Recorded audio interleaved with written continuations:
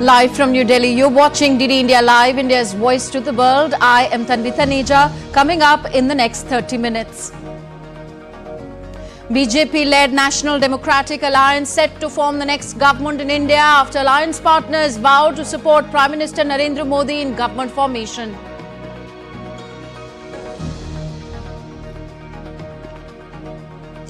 Hectic parley is underway in New Delhi for the next government formation. I.N.D.I Alliance leaders also meet in New Delhi to chalk out their strategy.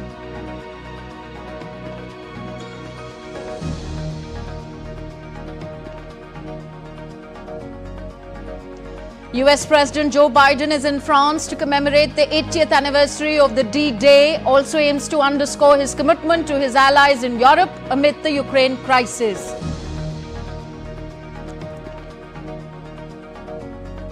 And Russia's biggest annual economic forum opens in St. Petersburg. The forum features guests from over 110 countries to run till June the 8th.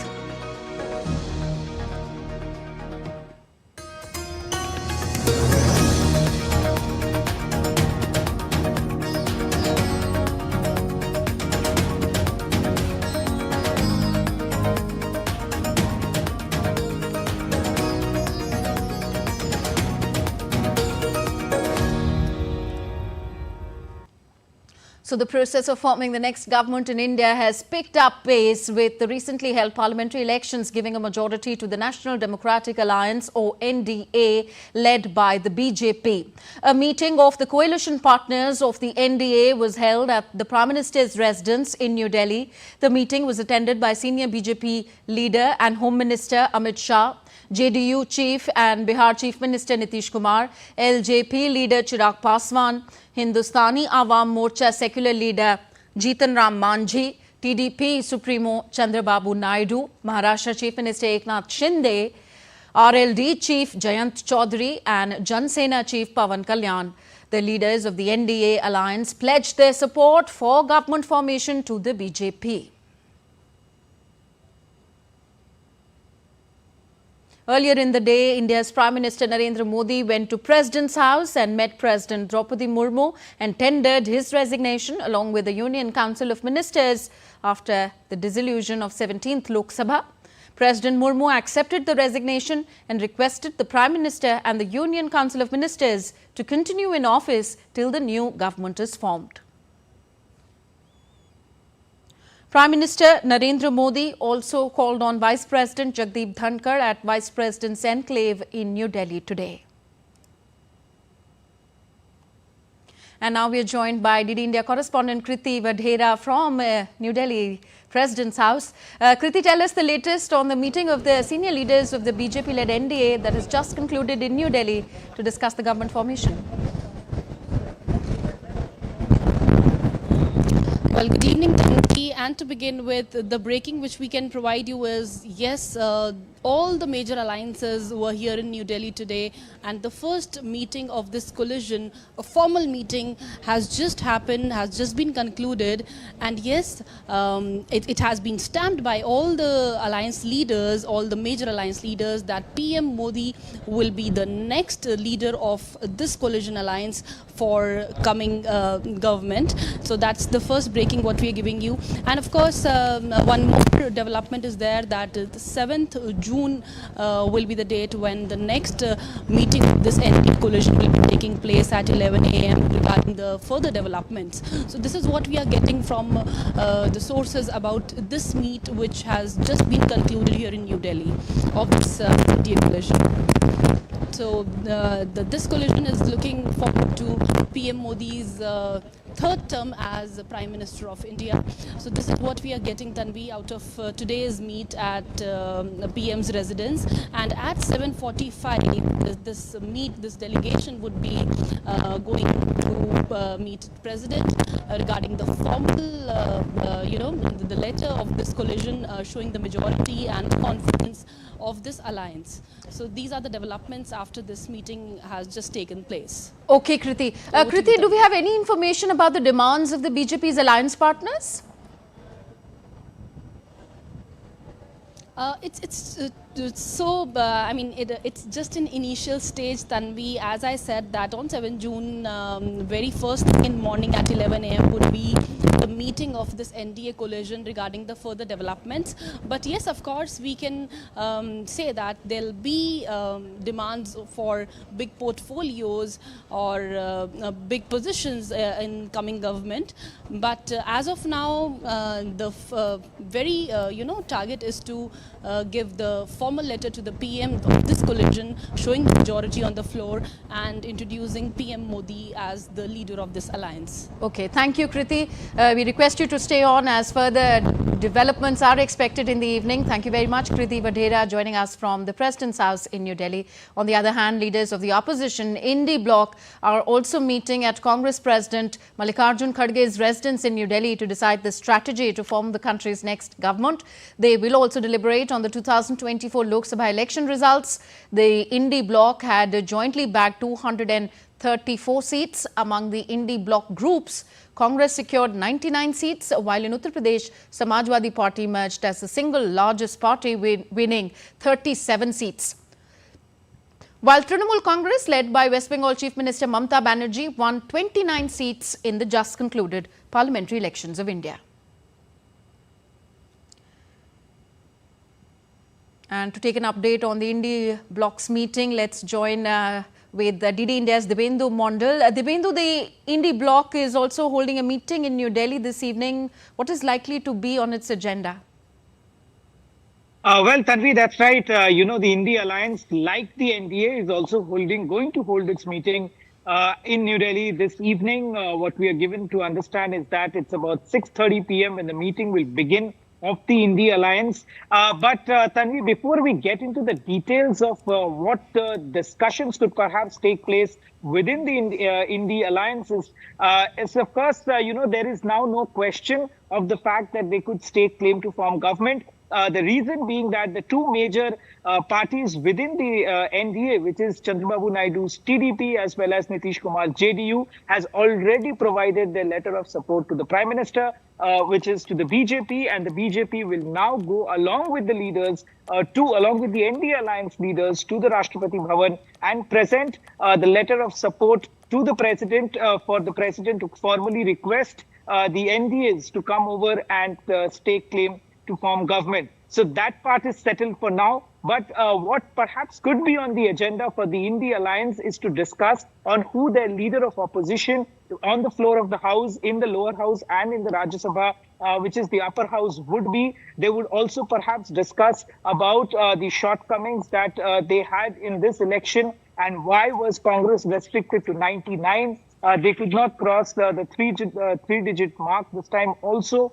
They could also talk about, what their strategies in Parliament would be, what the common minimum program of the I.N.D.I Alliance would perhaps be going forward from here. Also, they will also definitely discuss about their strategies for the upcoming assembly elections, both in Maharashtra as well as Haryana. In both these states, I.N.D.I alliances have performed well. So therefore, they will not leave this opportunity to attack the BJP and form a solid structure, solid strategy to counter the BJP in the upcoming assembly elections, which is due in the next 3 to 4 months from now.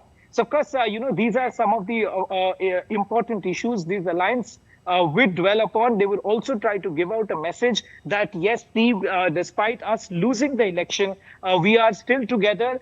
This alliance is solidifying. All the leaders are present at the Congress's at Sonia Gandhi's residence. They will be discussing important issues. Of course, as I mentioned, some of these important issues which could be dwelled upon by the I.N.D.I Alliance members. But also they would perhaps also dwell upon the issue of who the convener of the alliance would be, whether it would be someone from the Congress or someone from the other regional party.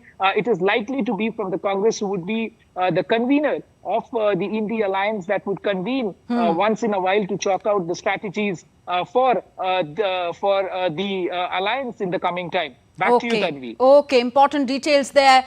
Yes, the picture for now being clear that the NDA is forming the next government in India. Thank you very much, Dibendu Model. Dibendu joining us from New Delhi.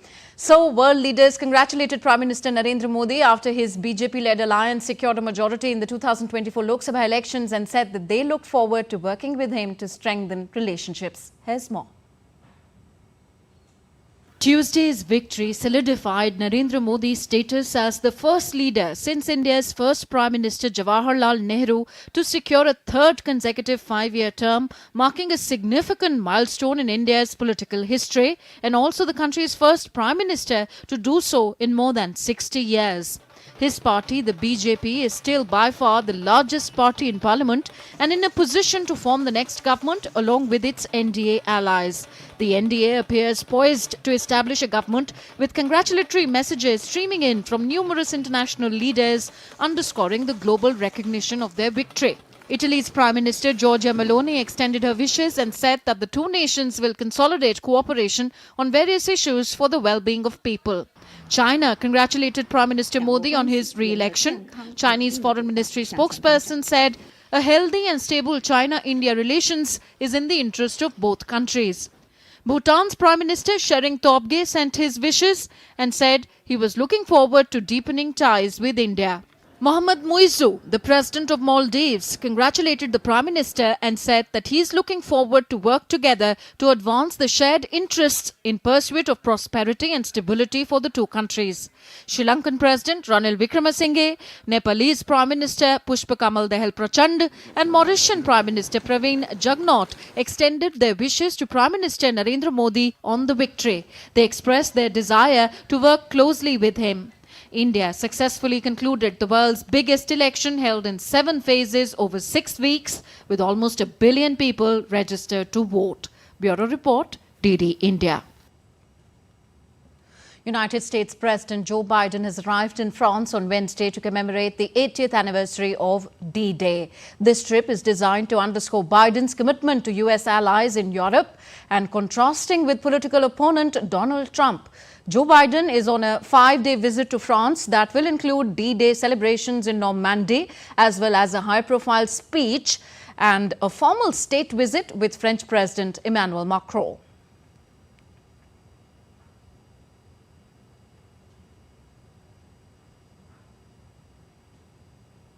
US President Joe Biden announced new restrictions on Tuesday to deny the chance to claim asylum to migrants caught illegally crossing the US-Mexico border who could be quickly deported or turned back to Mexico. The new measures will take effect immediately and will have exceptions for unaccompanied children, people who face serious medical or safety threats, and victims of trafficking. Biden, a Democrat, has toughened his approach to border security as immigration has emerged as a top issue for Americans in the run-up to November 5 elections, where he will face Republican Donald Trump, who has vowed a wide-ranging crackdown if re-elected. On to Russia now. The St. Petersburg International Economic Forum, SPIEF, Russia's biggest economic forum of the year, opened on Wednesday. The forum will run till June the 8th, featuring guests from over 110 countries, according to Governor of Leningrad region, Alexander Beglov. Theme of the forum is the formation of new centers of growth as the cornerstone of a multipolar world. President Vladimir Putin is expected to attend the forum's panel.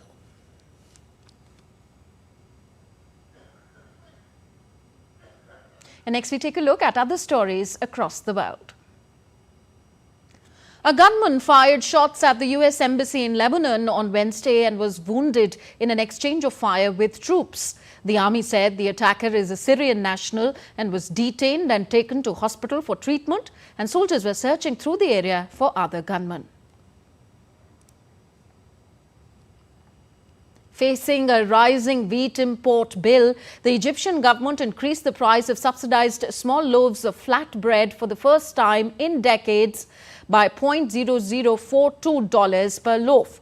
The rise will impact the lives of about 106 million people already hit by widespread poverty.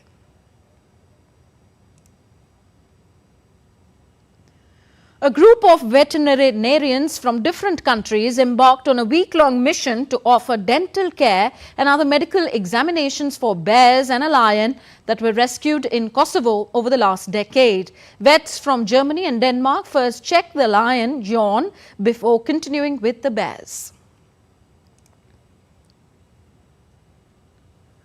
With a resolution above 3.2 gigapixels, a nearly 3-ton weight and the ambitious task of carrying out an unprecedented decade-long exploration, the largest digital camera ever built for optical astronomy is ready to be installed under the clear skies of northern Chile. The goal of the exploration will be to understand the nature of dark energy and dark matter in the universe.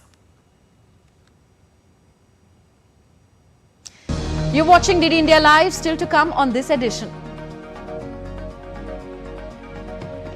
Banknotes featuring a portrait of King Charles enters circulation in Britain.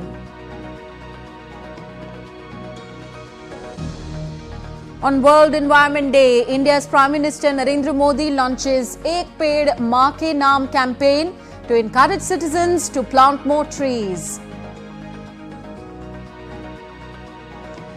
And in sports, defending champion Novak Djokovic withdraws from the French Open before his quarterfinal with a knee injury.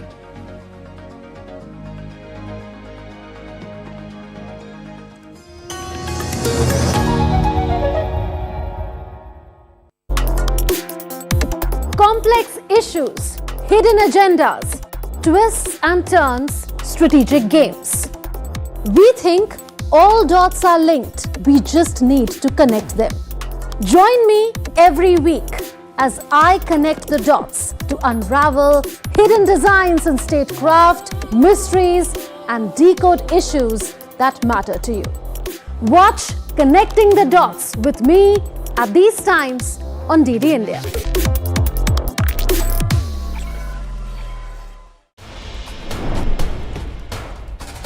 Wherever news breaks, whatever it takes. Connecting corners, cutting across continents. Stories that matter from across the globe.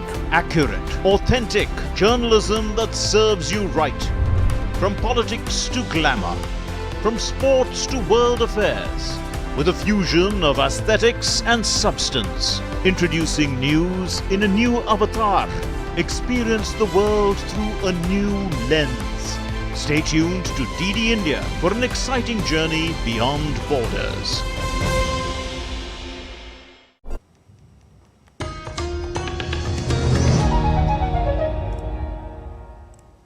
Thank you for staying with us. You're watching DD India Live. I am Tanvi Taneja. On to the Israel-Hamas conflict now. Israeli Prime Minister Benjamin Netanyahu visited the country's northern border with Lebanon on Wednesday and said that Israel is prepared for strong action in the north. Israeli towns near the border have been a frequent target of rocket and drone launches from Lebanese militant group Hezbollah. The rockets set off massive wildfires this week, burning parts of land across northern Israel. Hezbollah and Israel have been exchanging fire for the past 8 months in parallel with the Gaza conflict. The Slovenian parliament on Tuesday voted to approve the proposal of recognizing the statehood of Palestine. The legislative body said that this move would hopefully help stop the violence in Gaza. 52 members out of 90 seats voted for the recognition of Palestine and become the fourth European country after Spain, Norway and Ireland in recent weeks to make the decision. The Palestinian flag was also hoisted outside the Slovenian parliament in the country's capital.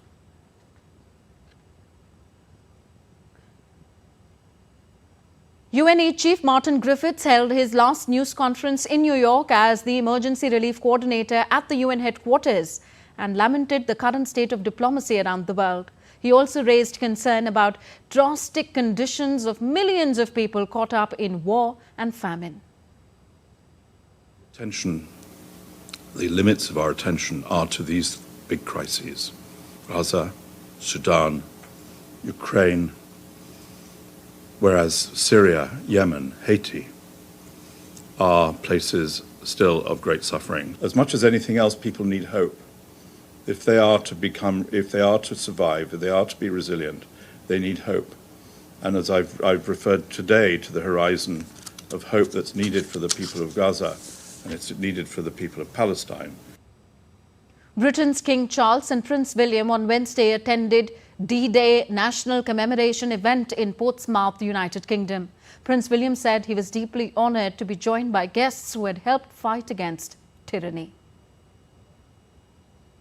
I am deeply honoured to join you today to recognise the bravery of all of those, like John Haddock, who participated in the D-Day landings, the start of the liberation of France and Europe that led to victory of the Allied powers. Our guests of honour today are those veterans from the Normandy landing that came from across our nation and from all walks of life to join in the fight against tyranny. Many of those that took up arms had never seen combat before. Some were still only in their teens. Nearly 2 years after King Charles succeeded late Queen Elizabeth as the head of state, banknotes featuring a portrait of King Charles have now entered circulation in Britain Wednesday onwards. Charles' image will appear on the new note for 5, 10, 20 and 50 pounds issued by the Bank of England. Existing notes featuring Queen Elizabeth will continue to circulate. However, Elizabeth was the first monarch to feature on British banknotes, in contrast to coins in England, which have carried images of kings and queens for more than 1,000 years.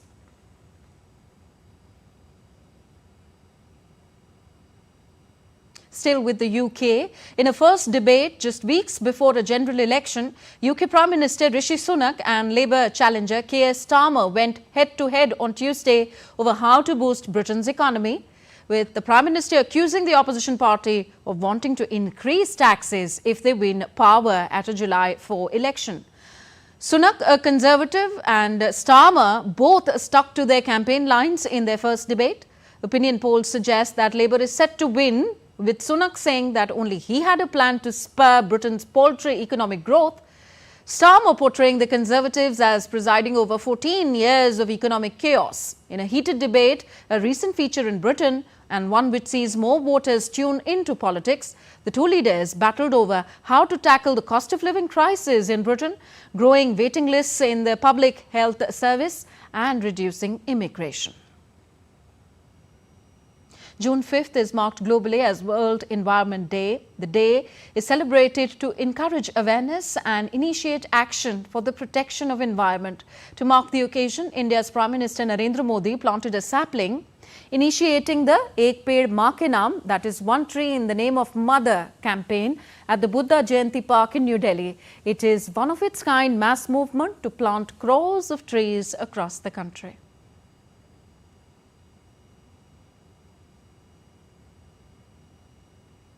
The Delhi Metro Rail Corporation's headquarters at the Metro Bhavan have achieved carbon neutral certification, further solidifying its position as a leader in sustainable urban transportation. DMRC has effectively reduced all greenhouse gas emissions generated from Metro Bhavan through various innovative and eco-friendly initiatives. These include the installation of rainwater harvesting pits and an organic waste converter. In addition, Metro Bhavan has implemented numerous energy-efficient measures such as installing energy-efficient equipment, a rooftop solar photovoltaic plant and energy metering systems. The DMRC is the first metro in the world to register for carbon credits with the United Nations body. Nepal's Prime Minister Pushpa Kamal Dahal Prachand triggered the last blast to mark the completion of heading excavation 11.8 kilometer long head race tunnel of 900 megawatt Arun-3 hydroelectric project in Sankush Sabha district of Nepal. Over 70% of the project being constructed by Sutlej Jal Vidyut Nigam of India has been completed.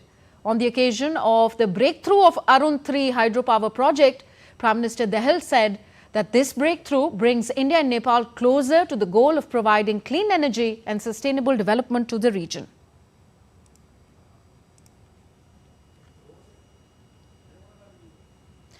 The Indian stock markets today displayed some recovery after the surprising election results. It is expected that the market will see stability returning to the market soon, but volatility will continue till there is clarity on the cabinet. After suffering from some major shock waves on Tuesday, after the less than expected mandate to the Narendra Modi-led NDA, the markets, Sensex and Nifty, today have closed 3 percentage points up. They are now expecting that the announcements of the swearing-in ceremony will soon happen after the allies have pledged in the support for the NDA. Markets are now out of the euphoria, and we also saw some correction, but now there'll be more stability because the markets and the experts know for a fact that for the next 5 years, there'll be more continuity and stability in the system. With camera person Kapil Maske, this is Shama Mishra for DD India, Mumbai. And in some sporting action now, defending champion Novak Djokovic withdrew from the ongoing French Open tennis on Tuesday ahead of his quarterfinal match against Casper Ruud due to a right knee injury. World number 1 and 24-time Grand Slam champion Djokovic was due to play Ruud on Wednesday for a place in the last 4. Djokovic defeated Ruud in last year's final at Roland Garros. The 37-year-old had cast doubt over his fitness following Monday's 5-set win over Francisco Cerundolo, admitting that he needed anti-inflammatory drugs to get through the match. He also blamed the slippery Philippe Chatrier court for the injury he sustained early in the second set of his victory over Cerundolo. So with that, it's a wrap in this edition of DD India Live. Do let us know your thoughts on the news of the day. You can connect with us on our different social media handles. And for those on the go, you can catch all the latest news and updates on our DD India mobile app. The app is available on both Android and iOS platforms. You can scan the QR code on the screen to download now. We'll be back with more news as it breaks here on DD India. I'm Tanvi Taneja from all of us here in New Delhi. Thank you for watching. Namaskar.